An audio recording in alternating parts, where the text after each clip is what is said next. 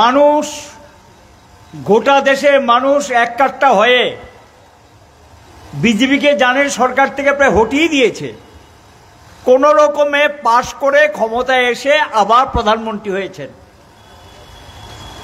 আমাদের ধারণা ছিল কিছু একটা পরিবর্তন আসবে, মানুষ যখন কোনো শিক্ষা দেয় তার থেকে একটু হলেও আত্মসমালোচনা করে ভুলভ্রান্তিগুলো কাটানোর চেষ্টা করে এবং তার থেকে শিক্ষা নিয়ে একটু ভালো কাজ করার চেষ্টা করে। কিন্তু এমন অহংকারী প্রধানমন্ত্রী, তিনি সে অহংকার নিয়ে আছেন এবং এখনো কথাবার্তার মধ্যে কোনো পরিবর্তন নেই। মানুষের কথা শুনতে চান না, বুঝতে চান না, যা মাথায় আসছে তাই করছে। এভাবে তো চলতে দেওয়া যায় না। এখানে যে বিষয়গুলো উঠেছে এগুলো আলোচনা করবেন। কমরেড জিতেন চৌধুরী আছেন এখানে। আপনারা জানেন সে সরকারে এসে গোপনে একটা কাণ্ড ঘটিয়েছে। সাধারণত এই জাতীয় সিদ্ধান্ত নিতে গেলে রিজার্ভ ব্যাংককে যুক্ত করে ওসি পরিষদে মিটিং করতে হয়, মিটিংও করলেন না। এই দেশে ওই আদানি আম্বানি মতো লোকদের টাকা পাইয়ে দেওয়ার জন্য গোপনে সিদ্ধান্ত নিয়ে অর্ডার বের করে দিয়েছেন। কি অর্ডার? শ্রমিক, কর্মচারী, সরকারি, আধা সরকারি, বেসরকারি যেখানে কাজ করে তার একটা প্রভিডেন্ট ফান্ডের টাকা বেতন থেকে কাটা যায়, এটা সরকারি ঘরে জমা পড়ে। আবার মালিক একটা সমপরিমাণ টাকা জমা দেয়, এটা সর্বোচ্চ 12%। এখন এই টাকা লক্ষ কোটি টাকার মতো। এই টাকা আগেই কিছু এখানে সেখানে ব্যবহার করেছেন, অন্যায় কাজ করেছেন। এখন যেটা করেছে, এই টাকা আপনি শ্রমিকের থেকে কেটে নেওয়ার পর সেই মাসেই জমা দিতে হবে, মালিকের অংশ সহ। যদি জমা না দেয় তাহলে সেখানে 15% থেকে 28% পর্যন্ত জরিমানা হয়। এই জরিমানার টাকা তাকে দিতে হবে।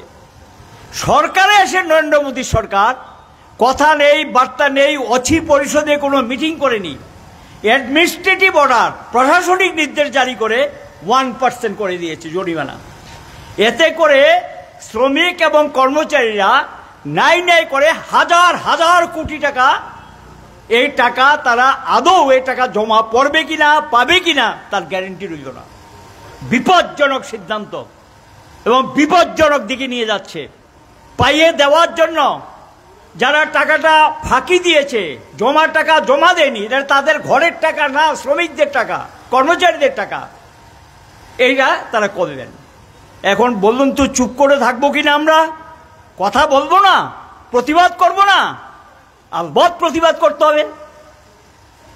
এখানে আমরা যদি লক্ষ্য করি অন্য বিষয়গুলি না গিয়ে এই রাজ্যে শুনলে আশ্চর্য হবেন, সরকার চলছে এখানে শিক্ষা দপ্তরে রান্না করে বাচ্চাদের খাওয়ায়, সারা মাসে পরিশ্রম করে 1,500 টাকা পায়, 5 মাস ধরে টাকা পায় না মিড ডে মিল ওয়ার্কাররা। এর টাকার জন্য গিয়ে জিজ্ঞাসা করলে নাই, হবে, হেন তেন এই সমস্ত কথাবার্তা বলে মিড ডে মিল ওয়ার্কাররা। পাম্প অপারেটর, মিউনিসিপ্যালিটি এলাকা, নগর এলাকা, পঞ্চায়েত এলাকা, এডিসি এলাকা, 2 ধরনের পাম্প অপারেটর। একটা লোকে জমি জল সরবরাহ করার জন্য, কৃষিকাজের জন্য পাম্প অপারেটর, আর একটা লোকে ড্রিঙ্কিং ওয়াটার, পানীয় জলের জন্য পাম্প অপারেটর। বেতন কত? 6,000 6,500 টাকা। এই বেতন পায় না গত 4 মাসের, কত 6 মাস ধরে টাকা পায় না। টাকার কথা বললে কুশাইলে করো, নাইলে যাও গিয়া, এই উত্তর।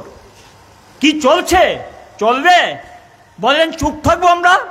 প্রতিবাদ না করে পারবো? এটা গরিব কর্মচারী মাত্র 5,500 6,000 গিয়েছিল ডাইরেক্টরের কাছে গত সোমবার দিন।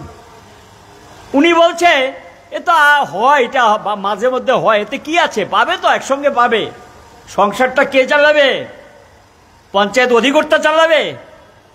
ছেলে মেয়ের পড়াশোনা, খাওয়া দাওয়া এগুলোর দায়িত্ব কে নেবে? তারা নেবে? এই অবস্থা। শুধু এখানে না, আপনারা আরো যেগুলো এই ধরনের ঘটনা, ছোট্ট কম টাকা পায় কন্ট্রাকচুয়াল। বামের আমলে একটা সিদ্ধান্ত ছিল 10 বছর কাজ করার পর নিয়মিত হয়ে যাবে, স্কেল পাবে। ক্ষমতায় এসে বাহাদুরি দেখিয়ে 2018 সালে বাম সরকারের যে অর্ডার, এটাকে খারিজ করে দিয়েছেন। এখন গিয়ে 15 বছর 20 বছর ধরে কাজ করছে, এক পয়সাও বাড়ছে না এবং তাদের কোনো চাকরি গ্যারেন্টি নেই। সুপ্রিম কোর্টের নির্দেশ, সম কাজে সম মজুরি দিতে হবে। ঠিক আছে, তুমি রেগুলার করবে না, নিয়মিত করো না, ঠিক আছে, কিন্তু যে রেগুলার স্কেলে তার পাশে বসে যে কাজটা সে করছে, রেগুলার যে সে যেই কাজটা করছে, যেহেতু সে সম পরিমাণ কাজ করে, সুপ্রিম কোর্ট বলেছে তাকে সম পরিমাণ মজুরি দিতে হবে। দে, শুনছে, পাত্তা দেয়, চলছে। আমরা শেষ পর্যন্ত বলেছি ঠিক আছে, যাই হোক, অ্যাটলিস্ট 26,000 টাকা মাসে সর্বনিম্ন মজুরি করে দাও, এটাও মানছে না। এগুলো চলছে।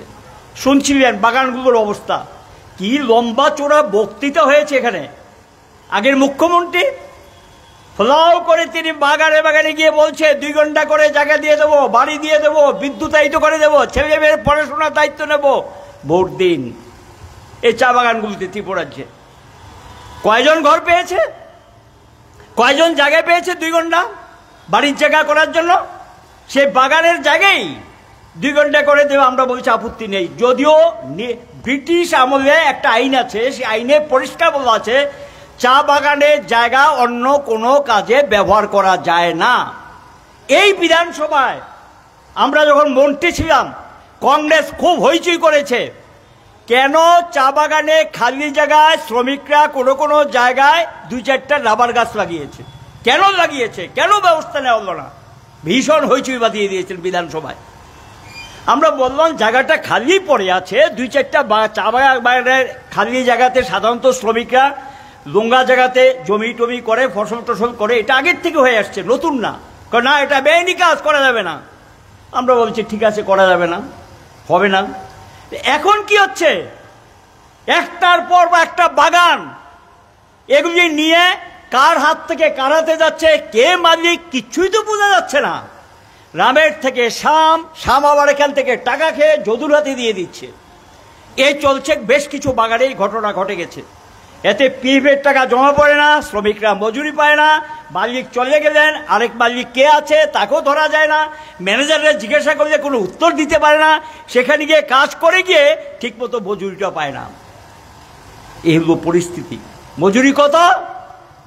তাদের খাদ্যটা তো এটা সহ মিলে মাত্র 1 টাকা 76 পয়সা, আর তার সঙ্গে খাদ্য সহ অন্যান্য সুযোগ সুবিধাটা পায়। এই হলো অবস্থা বাগানগুলোর।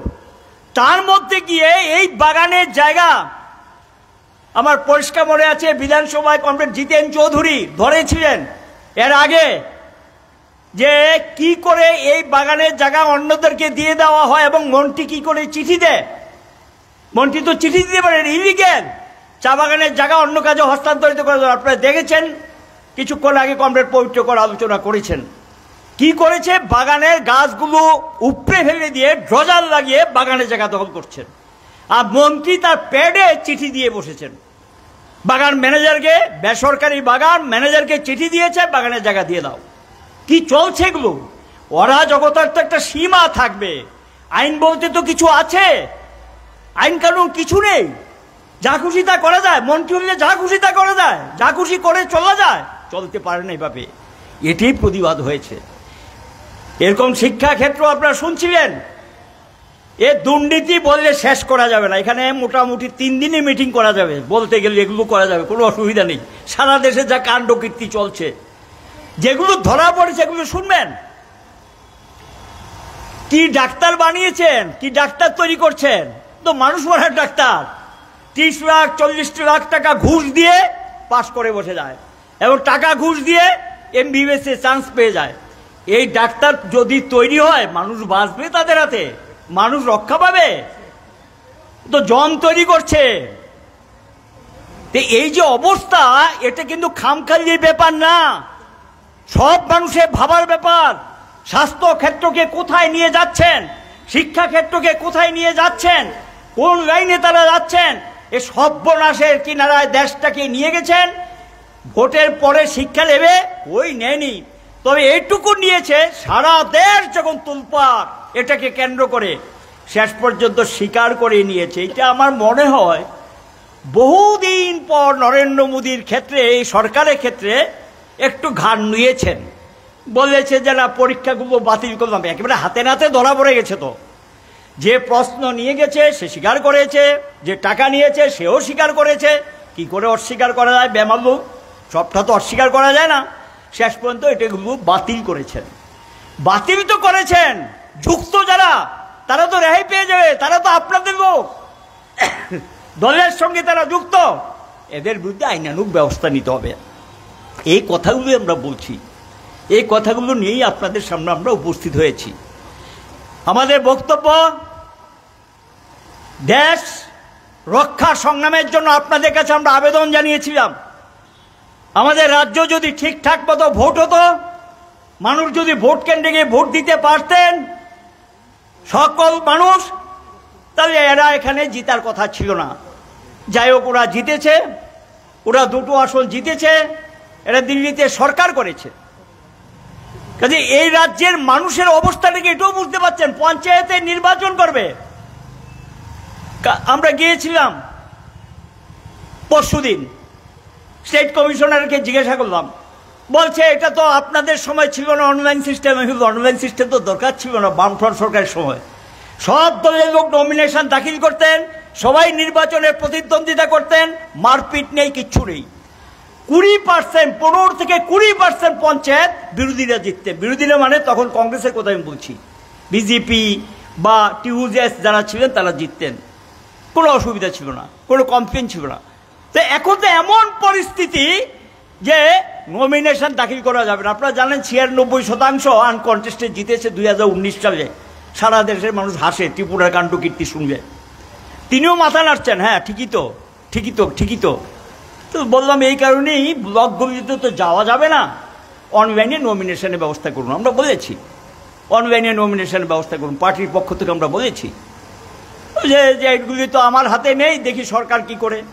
আপনি লিখুন সরকারকে, ইচ্ছা করলে ক্যাবিনেটে 1 ঘন্টার মধ্যে সিদ্ধান্ত নিতে হবে। এটা বিধানসভার দরকার নেই, রুলসটা চেঞ্জ করতে পারে। এটা ক্যাবিনেট করে, মন্ত্রিসভা এনি টাইম মন্ত্রিসভা বসে এটা চেঞ্জ করে অনলাইন সিস্টেমে নমিনেশন দাখিলের ব্যবস্থা করতে পারে। সিকিউরিটি ব্যবস্থা করুন, প্যারামিলিটারি ফোর্স দিন যদি ইলেকশন করতে চান, প্রহসনে যদি পরিণত করতে চান। আমাদের সন্দেহটা কেন? যুক্তিসঙ্গত কারণ, একটার পর একটা ভোট এগুলো চলছে। তো এই কারণে যে প্রশ্নগুলো আমরা উত্থাপন করেছি, যে এগুলো নিয়ে আপনাদেরকে জ্ঞাত করানোর জন্য, জানানোর জন্যই আজকের এই বিক্ষোভ মিছিল আহ্বান করা হয়েছে। আমরা এই মিছিল থেকে আবেদন জানাবো, লড়াই ছাড়া কোনো পথ খোলা নেই। লড়াইয়ের মধ্য দিয়েই গোটা দেশের মানুষ একটু জেগে উঠেছে, বিজেপিকে দুর্বল করে দিয়েছে, নিরঙ্কুশ সংখ্যাগরিষ্ঠতা পায়নি, জনমত তাদের বিপক্ষে। লড়াইয়ের মধ্য দিয়ে এই যে সফলতা যতটুকু এসছে, সফলতাটা এসছে। আগামী দিন লড়াইয়ের মধ্য দিয়ে এই সরকারের সমস্ত জনবিরোধী সিদ্ধান্তের বিরুদ্ধে আমরা রুখে দাঁড়াবো, ঐক্যবদ্ধ হব। দেশব্যাপী আন্দোলনের কর্মসূচি আবারও নেবেন। ইতিমধ্যে শ্রমিক কৃষক সংগঠনগুলো তারা বসতে শুরু করেছেন, কেউ কেউ আন্দোলনের কর্মসূচি ঘোষণা করেছেন। কিন্তু আন্দোলনই রাস্তায় আমাদের একমাত্র পথ, এবং রাস্তায় আমাদেরকে পথ দেখাবে। এইভাবে আমরা এগিয়ে যেতে চাই, এবং সকলে মিলে এই ত্রিপুরা রাজ্যে যা ঘটছে এটা প্রতিবাদে সোচ্চার হবেন। এই আবেদনটুকু রেখে সকলকে ধন্যবাদ জানিয়ে আমার বক্তব্য শেষ করলাম। ইনকলাব জিন্দাবাদ।